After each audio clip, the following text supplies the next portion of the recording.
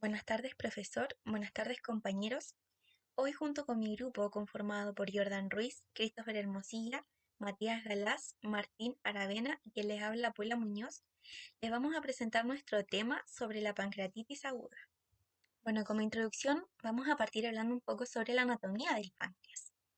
Bueno, el páncreas es una glándula lobular de 12 a 15 centímetros de longitud que se extiende en un sentido casi transversal sobre la pared abdominal posterior desde el duodeno hasta el vaso por detrás del estómago.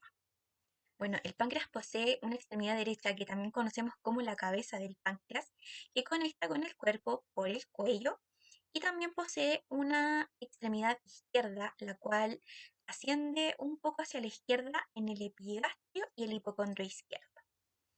Bueno, ¿qué es la pancreatitis aguda? La pancreatitis aguda es un proceso inflamatorio del páncreas en donde ocurre una activación inapropiada de las enzimas, las cuales en este caso son las enzimas digestivas, las cuales van a producir una autodigestión, se van a liberar macrófagos que van a llevar a la respuesta inflamatoria, arrastrando una lesión tisular y compromiso de tejidos y de sistemas orgánicos distantes.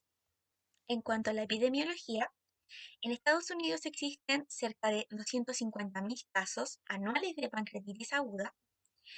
En Europa, unos 70.000 casos.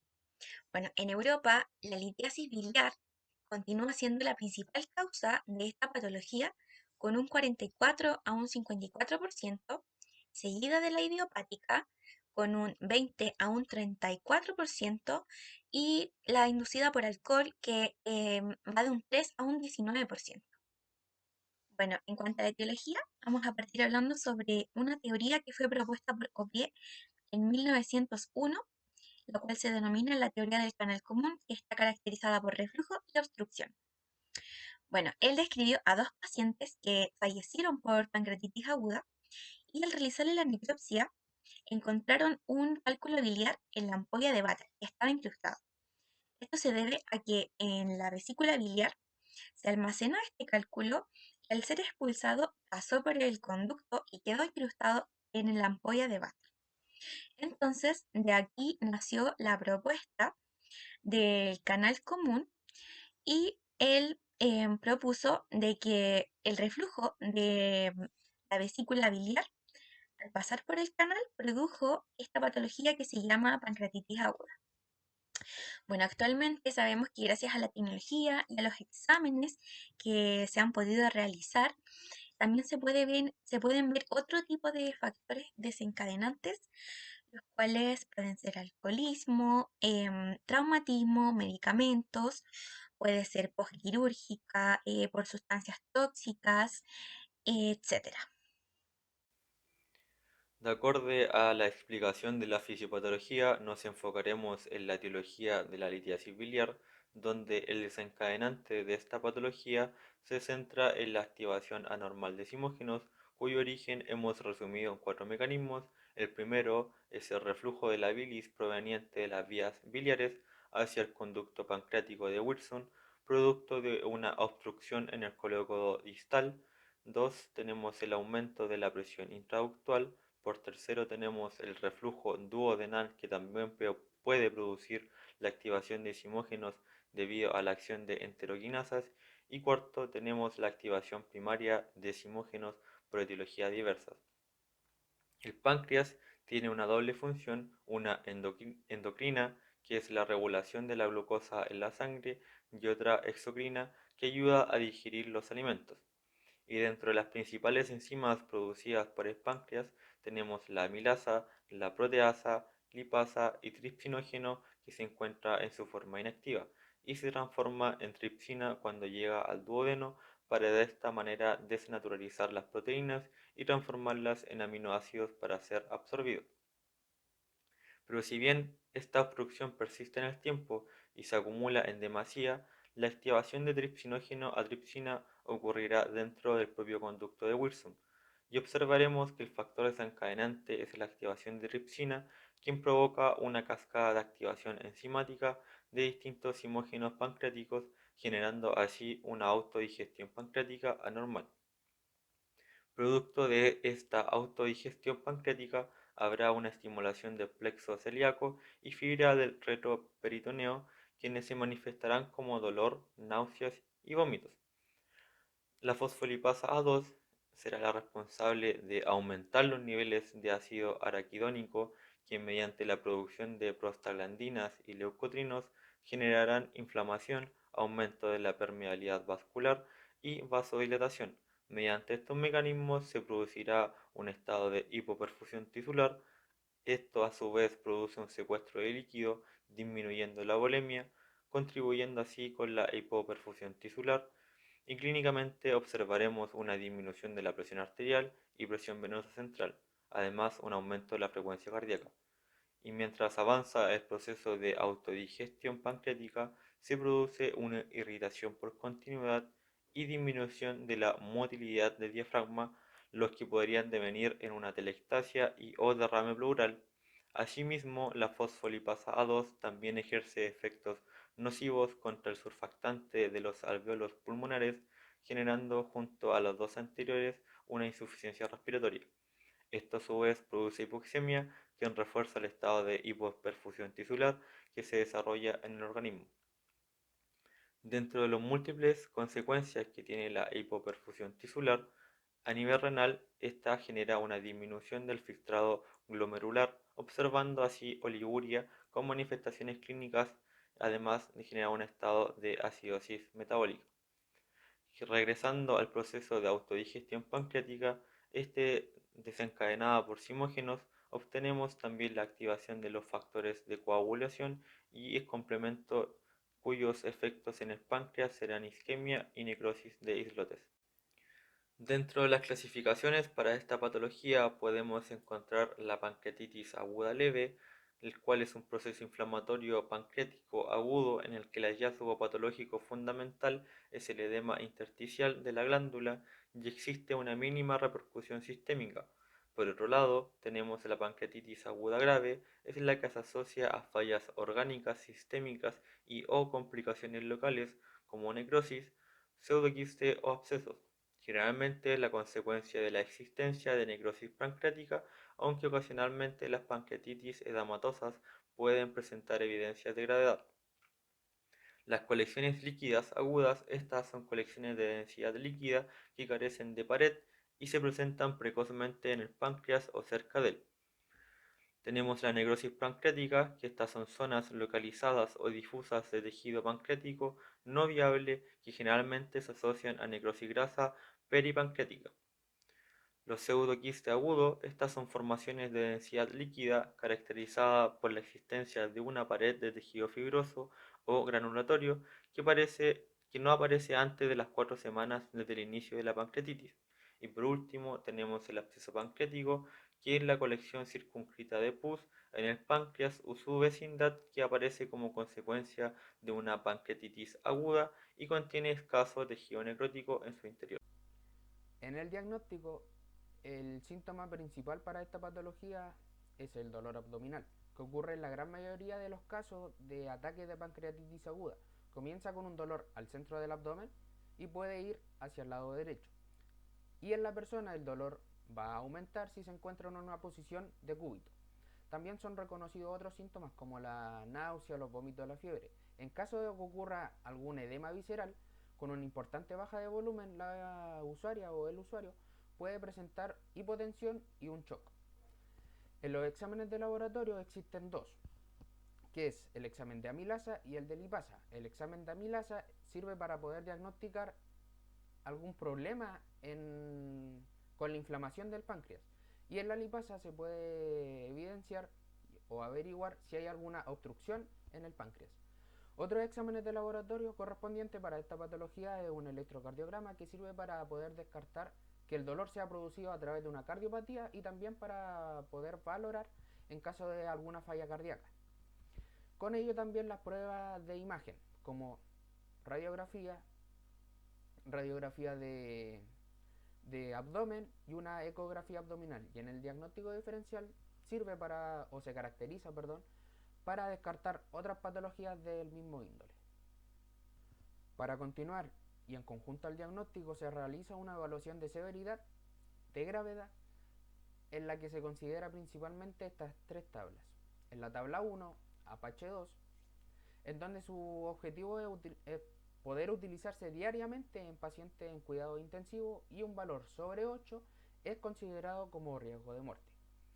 En la tabla 2, en los criterios de Ransom, en donde la aplicación de esta tabla se hace al inicio y después de 48 horas una vez hospitalizado, en donde se toman los criterios en las cuales están en un constante monitoreo, ¿verdad? A través de los exámenes de sangre. Y su puntaje con un valor sobre 3 se considera ya pancreatitis aguda grave.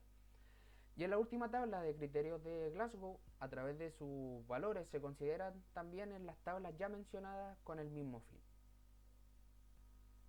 Una de las tantas evaluaciones son los criterios de hospitalización, en donde todo usuario que tenga diagnóstico de pancreatitis aguda debe ser hospitalizado. Pero es complejo utilizar un instrumento ya que no son altamente específicos o sensibles, en donde es más complejo buscar una valoración o clasificación más certera. Pero en todos los casos en donde ocurra una pancreatitis, algo ya más controlada o manejada, se toma igual en consideración como los criterios en gravedad. Los criterios de valoración para entrar a la unidad de cuidado intensivo se considera a personas que tengan un alto riesgo de compensación, como en adultos mayores, en personas obesas o en personas que necesiten grandes volúmenes de líquidos. Dentro de la primera valoración, los criterios a considerar son la impresión de gravedad, ¿cierto?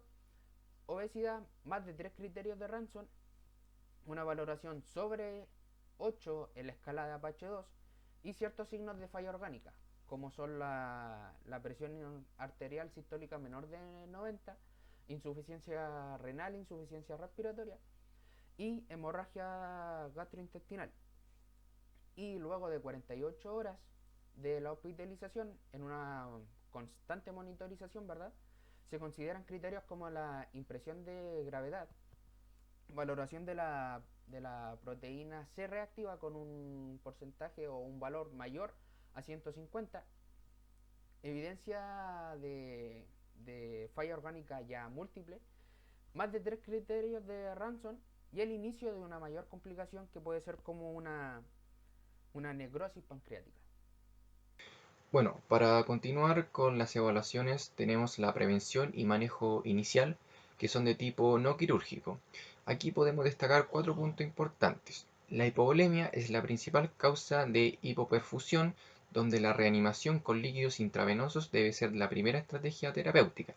Luego tenemos que se usa oxígeno suplementario de acuerdo con la necesidad de cada paciente.